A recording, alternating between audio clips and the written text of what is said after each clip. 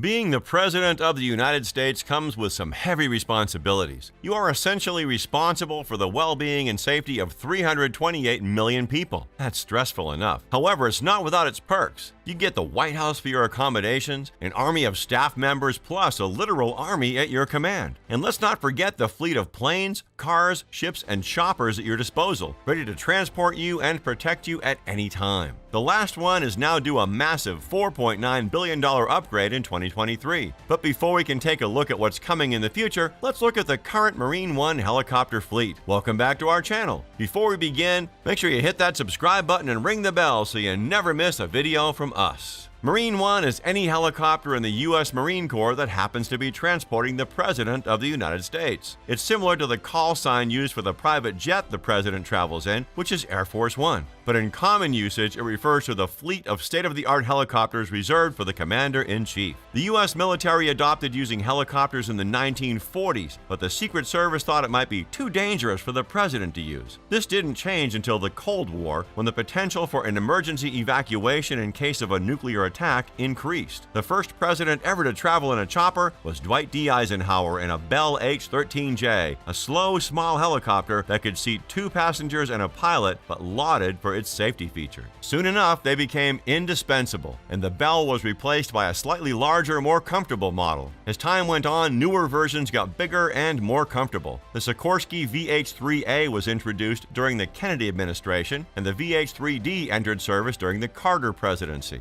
Carter switched from that to a VH-60N later in his term. Along with updates to provide comfort and convenience, the choppers have seen upgrades in their flight times and security too. The current fleet in use contains 11 Sikorsky VH-3D Sea Kings, 8 VH-60N helicopters, and 4 test training helicopters. The Sea King can travel up to 161 miles per hour, and the range depends on the facilities on board, since Marine One choppers carry more gear and equipment. The VH-60N can travel up to 1,200 nautical miles, which is significantly more than the Blackhawks at 362 miles. It has a top speed of 183 miles per hour and is referred to as the White Hawk. When the President requires his fleet abroad, there are a few ways it can be transported. It's not exactly the helicarrier from the Avengers, but it's still pretty impressive. They use the C-17 Globemaster or the C-5 Galaxy to transport the fleet. The Boeing Globemaster is a $366.2 million military aircraft that can hold 2 helicopters.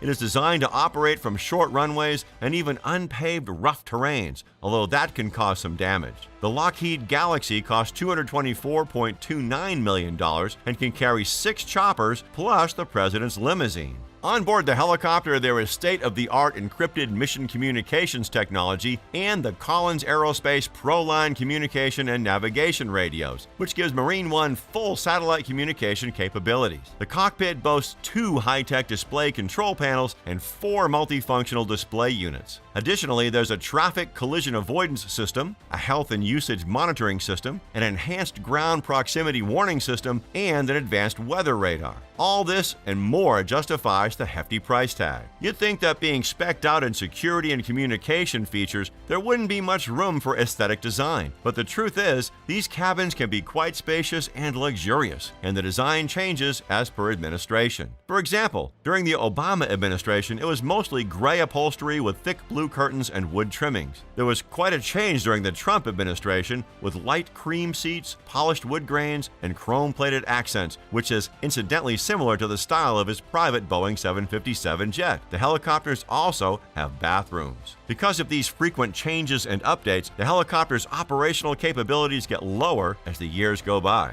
After the September 11 attacks on the Twin Towers, there was widespread agreement in the government that the Marine One helicopter needed to have its communication, transportation, and security systems updated. So in 2002, the Department of Defense began the VXX program, which gave the Navy the responsibility to design new presidential helicopters. 2 companies started bidding for the contract, Lockheed Martin and Sikorsky Aircraft. The former won the contract of $6.1 billion in 2005, and the job was to develop and build 28 helicopters. But by 2008, the $6.1 billion budget was slowly ballooning up to $11.2 billion.